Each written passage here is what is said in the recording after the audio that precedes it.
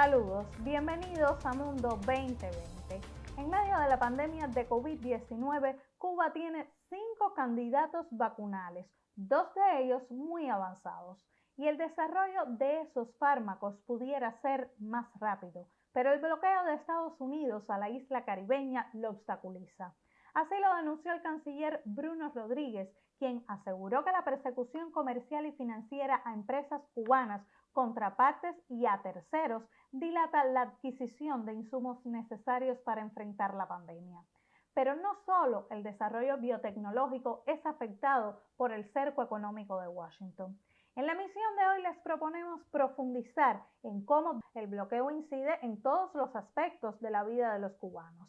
Para el análisis contactamos, como es habitual, con el investigador Santiago Pérez, quien conversará con Seida Barrera, especialista del Centro de Estudios Hemisféricos y sobre Estados Unidos de la Universidad de La Habana. Adelante. Gracias, Adriana, gracias, Seida, por estar acá con nosotros. Sé que ustedes han trabajado un tema de las sanciones.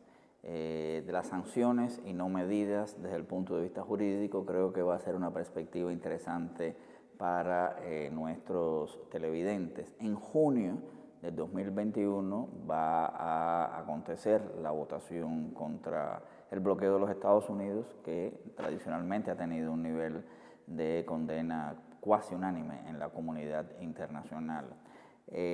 Ahora, quisiera comenzar la discusión con el tema de cómo se cuantifica en las bases de datos internacionales el tema de las sanciones, de las medidas, de las restricciones que se le han impuesto a Cuba, que dicho sea de paso, no es el único país sancionado por los Estados Unidos, pero es el país que durante mayor cantidad de tiempo ha sufrido esta política genocida.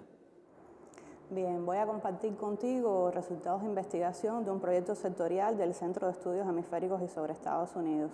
La presencia de las bases de datos en el tema de las sanciones de Cuba, nosotros realizamos en la investigación un corte que abarcó desde 1950 hasta el año 2020 y revisamos 4 bases de datos fundamentales, 2 internacionales y 2 nacionales. Dentro de las internacionales revisamos GSDB, Global Sanctions Database, que es una base de datos dentro de las más actualizadas que existen hoy, pero que cuando se ve la presencia de las sanciones a Cuba, solamente desde 1950 hasta el año 2016 recoge 10 sanciones.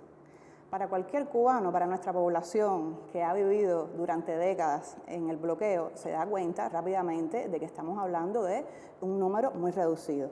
Cuando se va a la segunda base de datos, que es EUSAN, las bases de datos europeas, solamente aparecen 26 sanciones a Cuba desde 1952 hasta el 2004. Vamos a ver la gran diferencia cuando se va a las bases de datos nacionales. La primera que vimos, por supuesto, es la del MINREX, con las cronologías que están públicas en Internet. Dentro de las cuestiones que se abordan en la base de datos del MINREX, que es mucho más rica, abarca muchas más cuestiones, porque nosotros desde nuestra disciplina, que es el derecho, nos concentramos en las medidas puramente jurídicas. Y aquí nos encontramos en la base del MINREX que, por ejemplo, se llevan las noticias que están funcionando en este momento como una especie de presanción, porque desde el momento que salen las mismas, 3 meses, 2 meses, 1 mes antes, ya se está creando un ambiente caldeado, un ambiente desagradable, que en una de las líneas de investigación que nosotros llevamos, que es los negocios, ya está creando un ambiente de opinión negativo que de hecho ha afectado negociaciones, ha habido retirada de contratos y esto ya ha comenzado a funcionar como una presanción meses antes de que la misma sea promulgada. Ahora, aquí hay que diferenciar, ¿no? Tema sanciones propiamente desde el punto de vista jurídico, una legislación internacional, que todos sabemos que todo lo que tenga que ver con Cuba y que sea cuestiones técnicas tiene un nivel de manipulación, eso no hay que excluirlo, pero lo cierto es que si pensáramos solamente en medidas, al final son las que más afectan a nuestra población. En el caso de la administración Trump estamos hablando de 240 medidas en su último periodo. Pero bueno, ya que pasamos a esta administración específica, quisiera que nos hicieras un comentario sobre los resultados que ustedes han obtenido en el análisis cronológico de las sanciones desde la administración Bush y la administración Obama. No te voy a preguntar, Zeida, sobre el caso de la administración Biden, porque en más de 100 días que llevan no han movido un dedo respecto a las sanciones ni respecto a las medidas contra el pueblo de Cuba. Daría la impresión que no le interesa. Ellos dicen que no es prioridad el tema del sufrimiento de nuestro pueblo. Pero bueno, quizás respecto a la calidad de las sanciones y de las medidas contra Cuba, tal vez hacer un paneo cronológico de la administración Bush y la administración Obama respecto a Cuba. Bien, respecto al contenido de las sanciones, nosotros realizamos un corte desde el año 2001, recuérdese el año del atentado con las Torres Gemelas, y por tanto aquí, a partir de la Ley Patriota de Estados Unidos, se produjo un aumento de las sanciones de Estados Unidos hacia Cuba.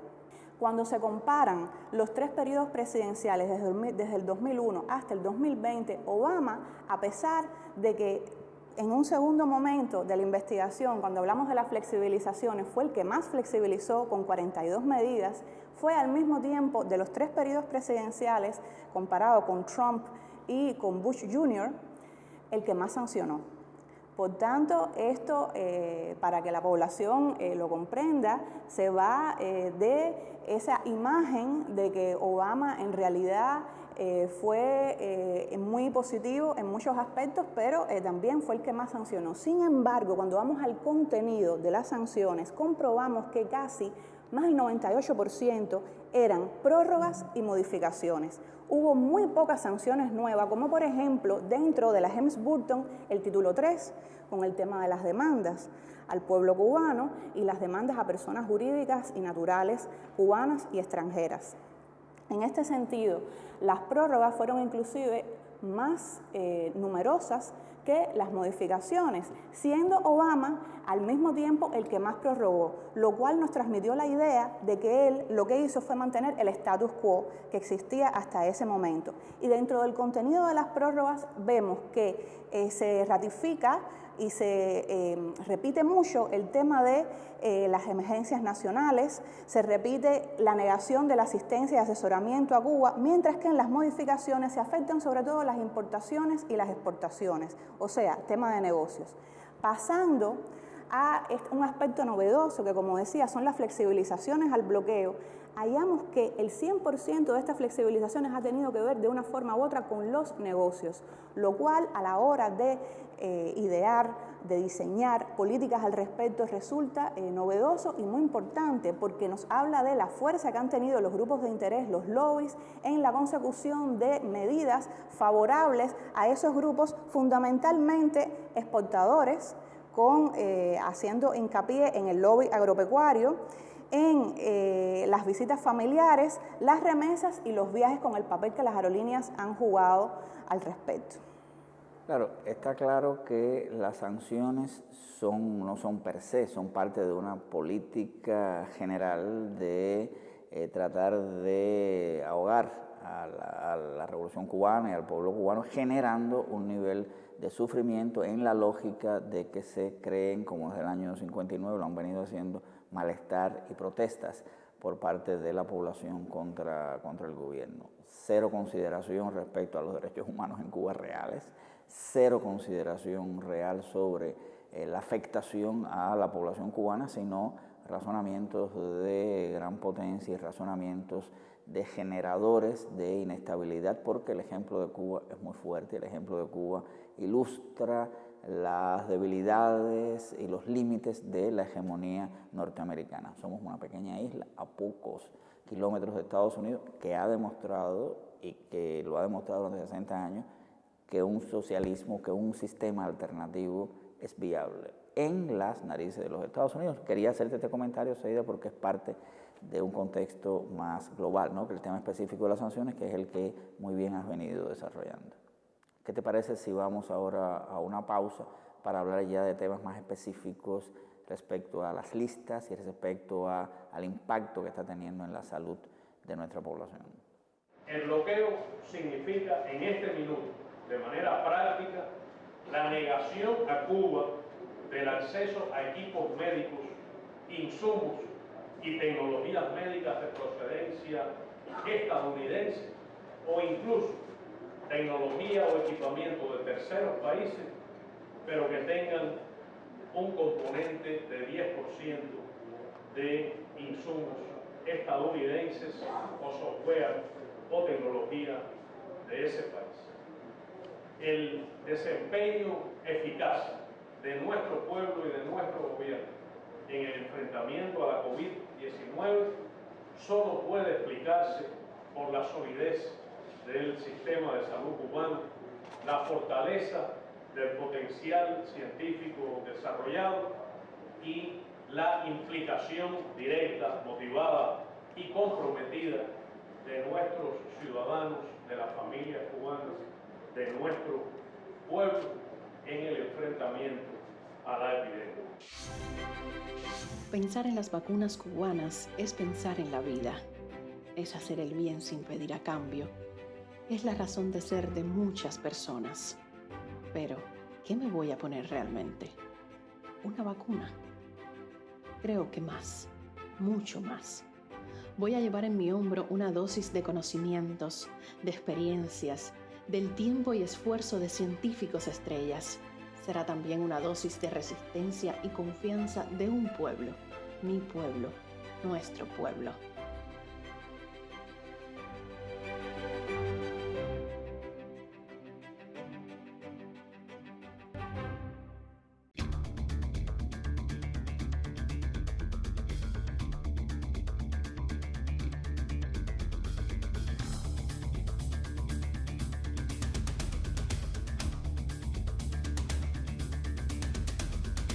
En Mundo 2020, hoy profundizamos en el bloqueo de Estados Unidos a Cuba y sus efectos. Un informe del Programa Mundial de Alimentos revela que las sanciones económicas, comerciales y financieras son responsables de afectaciones a la seguridad alimentaria de la mayor de las Antillas. De acuerdo con cifras oficiales, tan solo entre abril de 2019 y marzo de 2020, esas medidas provocaron daños por un valor aproximado de $428.894.637 en el área de la alimentación. Datos similares vemos en el área de la educación o del transporte. Precisamente a causa del recrudecimiento del cerco, por ejemplo, no se pudo adquirir el combustible de aviación B-100 planificado para los meses de agosto, septiembre y octubre de 2019. Y como resultado se dejaron de ejecutar 2.503 horas de vuelo productivas con pérdidas en el orden de los $855.229. También el bloqueo, recrudecido con más de 200 medidas durante el mandato de Donald Trump, impidió que bancos suizos transfirieran donaciones realizadas a la isla por las organizaciones de solidaridad helvéticas Medicuba Suiza y la Asociación Suiza-Cuba para apoyar la labor del país contra el SARS-CoV-2. Asimismo, un banco indio se negó a recibir documentos de embarque de proveedores que suministran vacunas del programa de inmunización para niños cubanos. Poner fin a una política con semejantes perjuicios para la población de un país convoca a muchas personas del mundo. Las recientes caravanas realizadas en diversos países son muestra de ello, al igual que el movimiento estadounidense antibloqueo a Cuba, conocido por las siglas NEMO, el cual rompió un récord en Facebook al cuantificar 100.000 miembros. Y en Mundo 2020 continúa el análisis sobre los efectos del bloqueo. Adelante, Santiago y su invitada.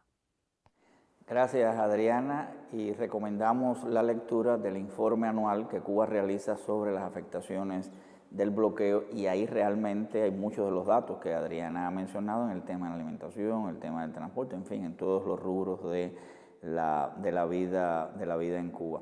Ahora, hay, Seida, un punto que tiene que ver con las llamadas listas, con ellos, como le dicen ellos, ¿no? Las targeted sanciones, es decir, las sanciones específicamente dirigidas a personas naturales, a personas jurídicas, a buques por la importancia que tiene el comercio internacional, el comercio marítimo para Cuba. Allá Adriana mencionaba el tema del petróleo, que realmente fue muy lacerante en el 2019.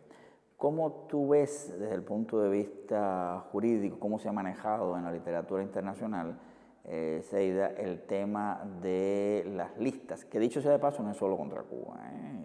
Esto ha tenido un nivel de promoción mucho más amplia en las sanciones contra China, contra Rusia, contra Venezuela, contra Irán, etc. Bueno, específicamente en el caso de Cuba. Sí, con respecto a las listas negras, debemos señalar que hay dos tipos fundamentales de estas. La primera es la que realiza la OFAC, la Oficina de Control de Activos Extranjeros, y la segunda se denomina como lista restringida de Cuba, donde participan una serie de actores liderados por el Departamento de Comercio de Estados Unidos. En este sentido, se han observado en el corte que hicimos para esta parte de la investigación, que cubrió desde el año 94, un poquito más que la investigación anterior, hasta diciembre del 2020, y nos arrojó 583 entidades entre buques, personas naturales y personas jurídicas sancionadas durante ese periodo de tiempo, siendo por supuesto las personas jurídicas cubanas las más afectadas dentro de todas las tipologías que observamos. Además, una cuestión importante, muy importante a señalar, es que dentro de los años que muestreamos, hallamos que en el 99% de los casos, las medidas fueron tomadas en años electorales o postelectorales. Solamente en un caso, dentro de 19 años, tenía que ver con una sanción en un año preelectoral. Esto nos transmite la idea de que estas sanciones se han utilizado como medida para obtener votos.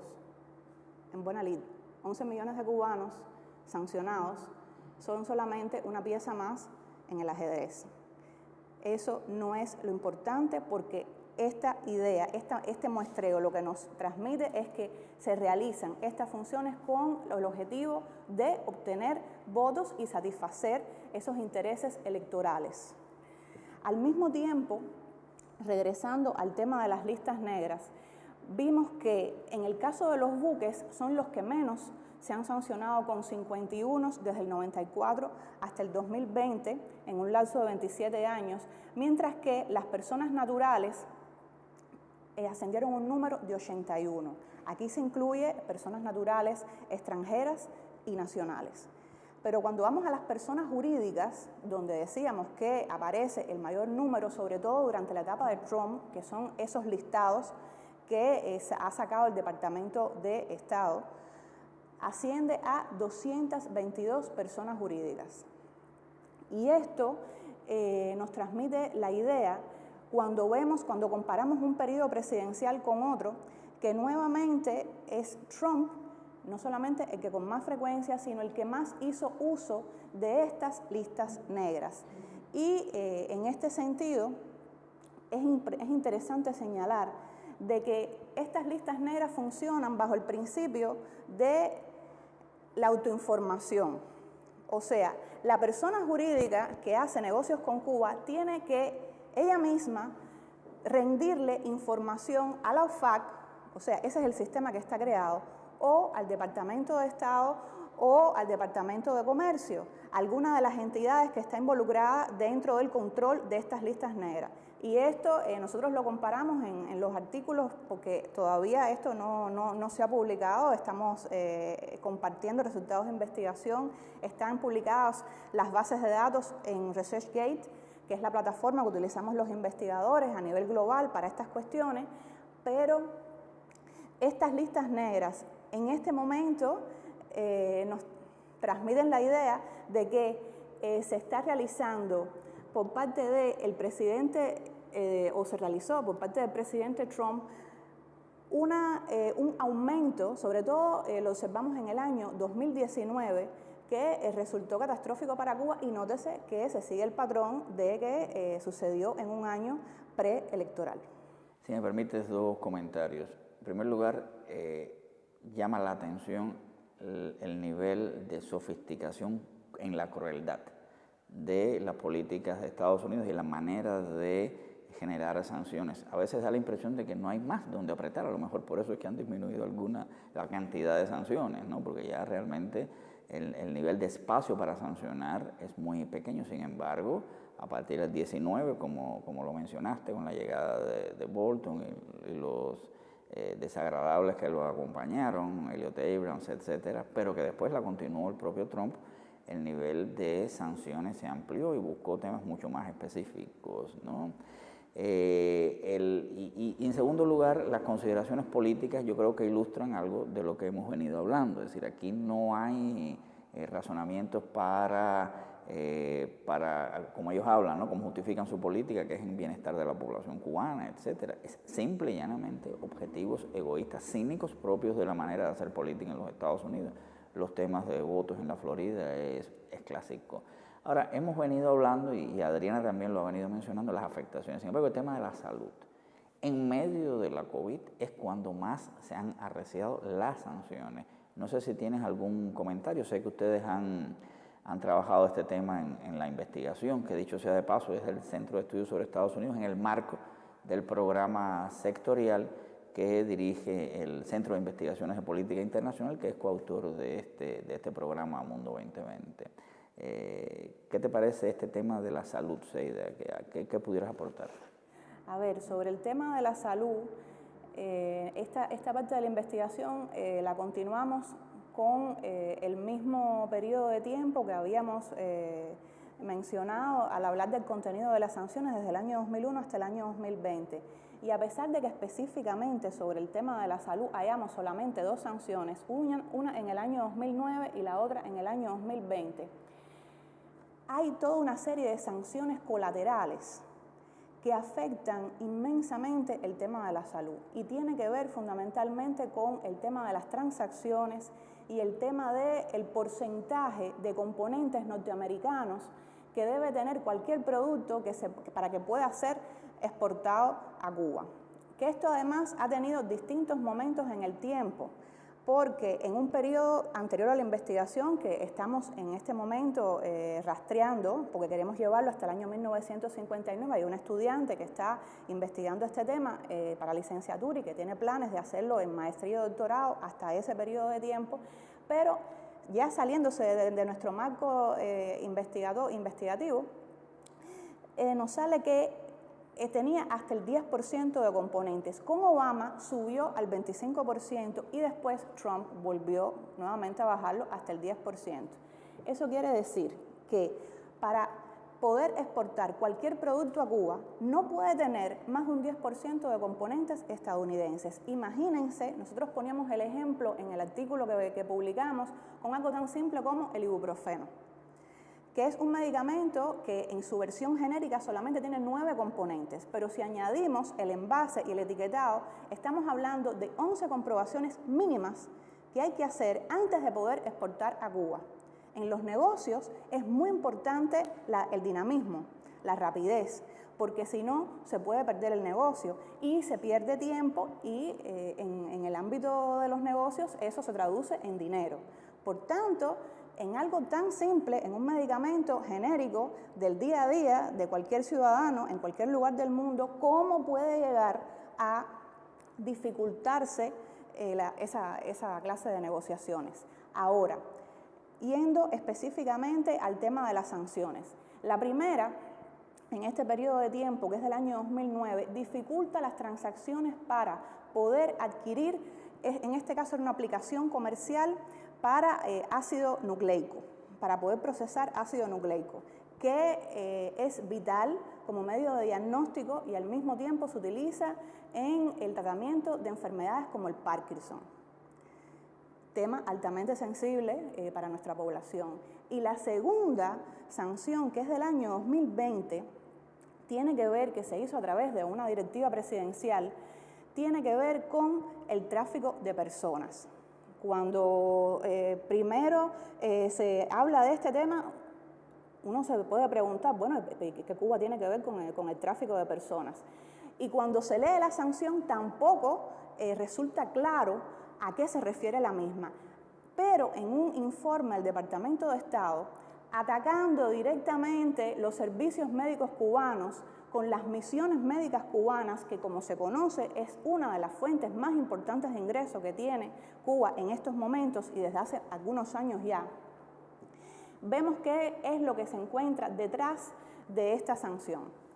Desconociendo además, porque se habla de dinero que entra al gobierno, y esa es una de las justificaciones para atacar este tema, pero se desconoce con esto las misiones gratuitas que ha hecho Cuba en países como Venezuela o Bolivia.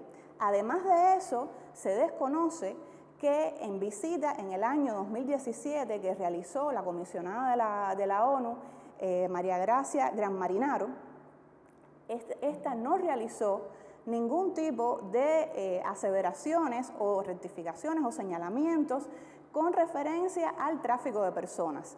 Y al mismo tiempo tampoco se habla de cómo en este sentido se equipara el tema de la prostitución o el tráfico de menores a el tráfico de personas. ¿Cómo se equipara? ¿Cómo se ponen al mismo nivel? Cuando estamos hablando de profesionales que firman un contrato laboral y que salen al exterior a cumplir ante casos de desastre o, como por ejemplo, ahora mismo lo acabamos de ver con la COVID. Bueno, Seida, muchas gracias por haber compartido acá con nosotros. Creo que son elementos importantes, novedosos, sobre todo el manejo del cuestionamiento jurídico, ¿no?, en los temas de las sanciones y el nivel de manipulación por parte de esas bases de datos internacionales que realmente ilustra un nivel de hipocresía tremendo. Estamos hablando de una política de genocidio frente a una población de 11 millones de habitantes durante 60 años. Es un hecho inédito en las relaciones internacionales, como es inédito la resiliencia y la resistencia del pueblo cubano para crecerse y seguir desarrollándose. Una vez más, gracias, Seida, por haber estado con nosotros. Muchas gracias, Santiago. Esperamos en próximos espacios poder seguir compartiendo resultados de investigación con ustedes. Muchísimas gracias a ambos por compartir esas reflexiones. Sin dudas, el bloqueo es una política violatoria de los derechos humanos a la que Cuba ha tenido que sobreponerse una y otra vez.